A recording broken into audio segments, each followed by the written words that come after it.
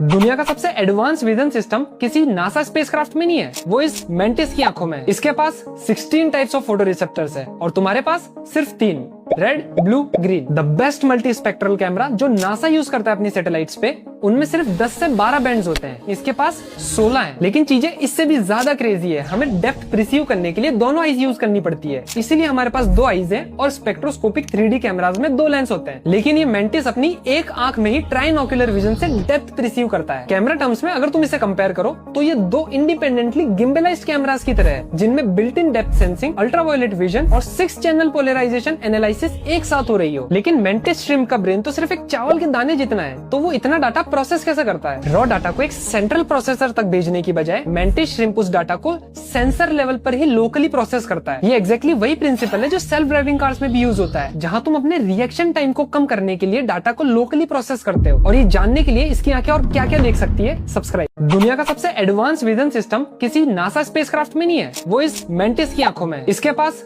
16 types of photo receptors है और तुम्हारे पास सिर्फ 3, red, blue, green. The best multi spectral camera जो नासा यूज करता है अपनी सैटेलाइट्स पे, उनमें सिर्फ 10 से 12 बैंड्स होते हैं। इसके पास 16 हैं। लेकिन चीजें इससे भी ज्यादा क्रेजी है। हमें डेप्थ प्रिसीव करने के लिए दोनों आईज यूज करनी पड़ती है, इसीलिए हमारे पास 2 आईज है और स्पेक्ट्रोस्कोपिक 3D कैमराज में 2 लेंस होते हैं। लेकिन ये मेंटिस अपनी एक आंख में ही ट्राइनोक्यूलर विजन से डेप्थ प्रिसीव करता है। कैमरा टर्म्स में अगर तुम इसे कंपेयर करो तो ये 2 इंडिपेंडेंटली गिम्बलाइज्ड कैमरास की तरह है, जिनमें built in depth sensing, ultraviolet vision और 6 चैनल पोलराइजेशन एनालिसिस एक साथ हो रही हो। लेकिन मेंटिस श्रिम्प का ब्रेन तो सिर्फ एक चावल के दाने जितना है, तो वो इतना डाटा प्रोसेस कैसे करता है? रॉ डाटा को एक सेंट्रल प्रोसेसर तक भेजने की बजाय मेंटिस श्रिम्प उस डाटा को सेंसर लेवल पर ही लोकली प्रोसेस करता है। ये एग्जैक्टली वही प्रिंसिपल है जो सेल्फ ड्राइविंग कार्स में भी यूज होता है, जहां तुम अपने रिएक्शन टाइम को कम करने के लिए डाटा को लोकली प्रोसेस करते हो। और ये जानने के लिए इसकी आंखें और क्या क्या देख सकती है, सब्सक्राइब।